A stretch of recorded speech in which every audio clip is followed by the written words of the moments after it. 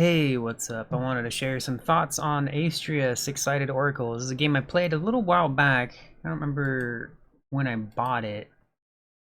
Let me, I didn't think to check real quick.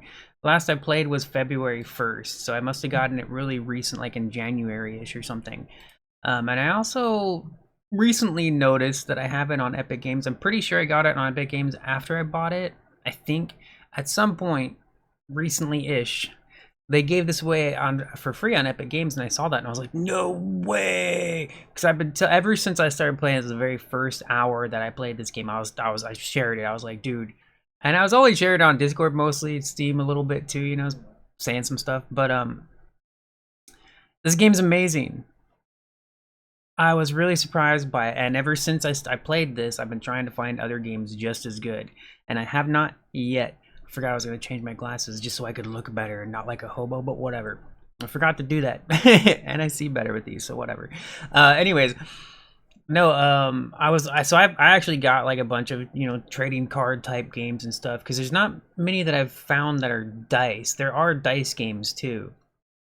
And none of them looked as good as this, though. Like, I've seen them visually too. Visually, Astrea is really impressive. Like, it's a very pretty game. It's very simple, though. It's not highly animated or anything, but it is very pretty, which is of course what caught my attention. But it's actually a lot of fun, and I don't even remember why. I think when I bought it, like, I was just looking for something different to play.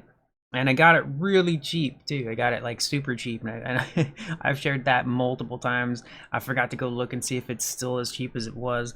But if you're not on my Discord, you're missing out on some stuff. And I'm not saying to go join it. I'm just saying, like, I constantly just post stuff on Discord.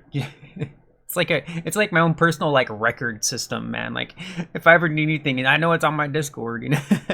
Anyways, so I had wanted to make a really in-depth review of this game because it is deep, it is advanced, but it's simple enough to just play.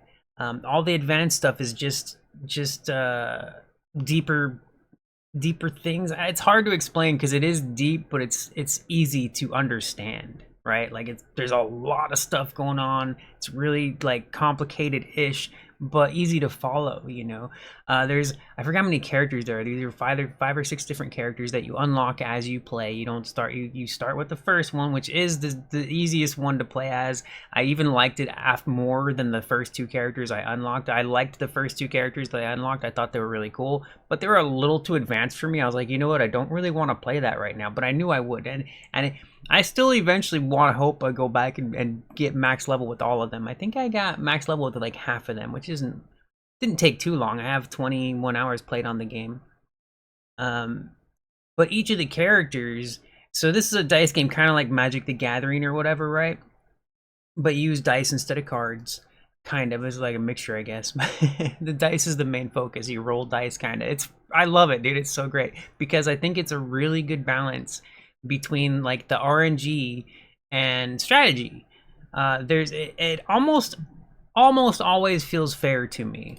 I think there's like maybe two times where it's like, oh, you're just screwing me, man. You're just screwing me. But most of the time, even with the RNG, you can work with it. You know, that's what I liked about it. That was what I liked. Was like, even when I was playing completely differently, like per round or per level or whatever, I was playing different with the same character, same kind of roles and stuff like that. But you have to play differently based on what you get, right? Based on the RNG.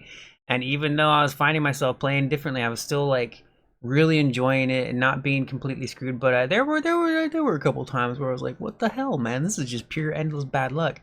And it also depends on the character type that you're playing as too. There's a couple characters that are really tricky to play as. They're tough, especially the last one you unlock. I like it. I like the last one. It's a very interesting character, and it would take a while to fully understand.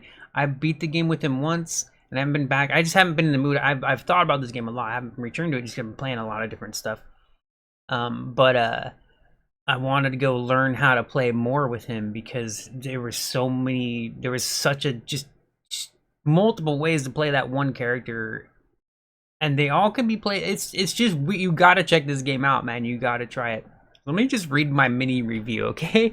I didn't even mean to go on about that. I was just rambling, but I wanted to write a really in-depth review because I think it deserves it. There's a lot going on in this game. But like I said, there's a lot of stuff, but it's easy to follow. It's easy to understand, and you know, you can pick a favorite and stuff. It's cool though. Like, it's so much fun. I really love it. I love the style. I do wish it had a little bit more variety in enemy types and the background levels and stuff. Because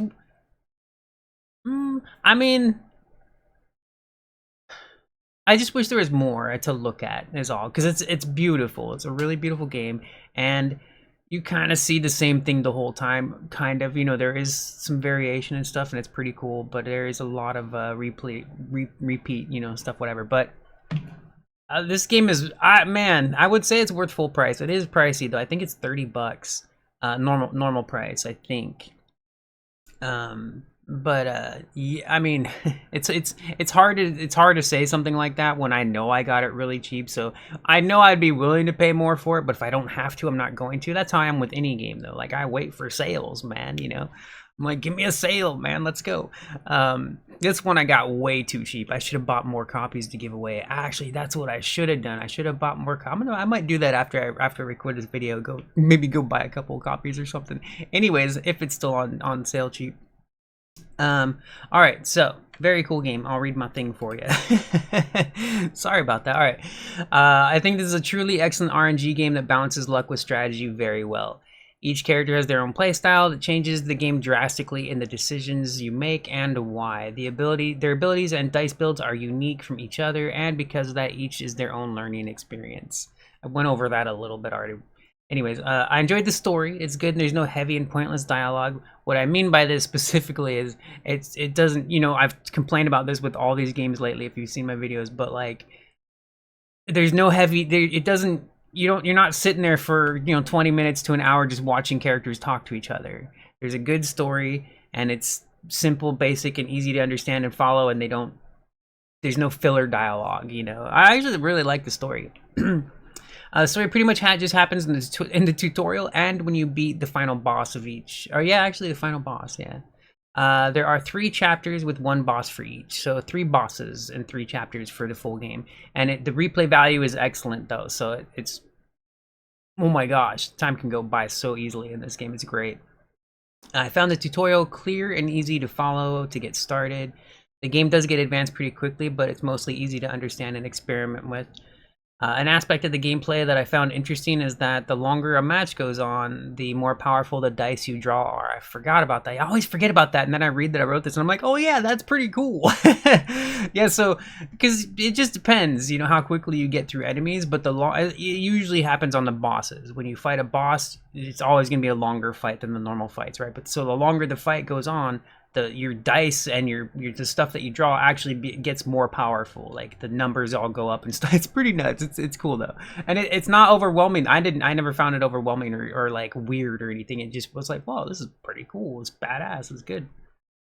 There's a pet system where you can earn or purchase teammates that are called sentinels. They have their own dice rolls and extra attacks. They're pretty cool.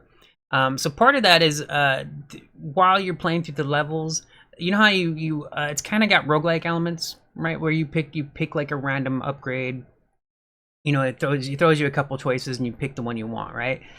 Some of those end up being the sentinels, the pets that join you and join your team. You can have 2 at a time total. And you can also switch them. If you ever reach one of those upgrades, like where it offers you a pet, you can actually select the one you want to swap out, which is pretty cool. It even shows you their abilities and what dice rolls they have and stuff.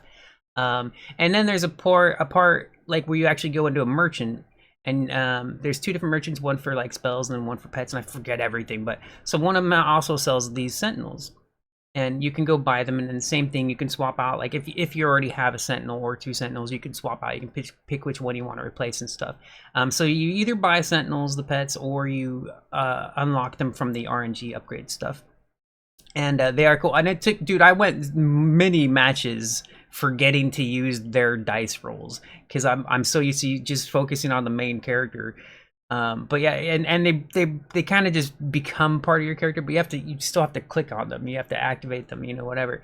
So I for a while, it was a little while when I first got the Sentinels that I just kept forgetting to use their dice rolls. I thought it was funny because every time I remembered, I was like, damn it, I keep not doing that, you know. It's just, but yeah, no, that system is pretty cool.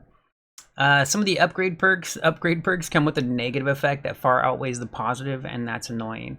That's my only real complaint about that. And I don't have any off the top of my head. I could have written them down and stuff like that. I'm sure if you check the game out, you'll see what I mean. It's just it was like, well, like I really like this perk here, but the negative is so horrible. Like I don't want to pick that at all. You know, like that kind of a thing. Like it just didn't seem worth getting the negative effect for that positive effect at all.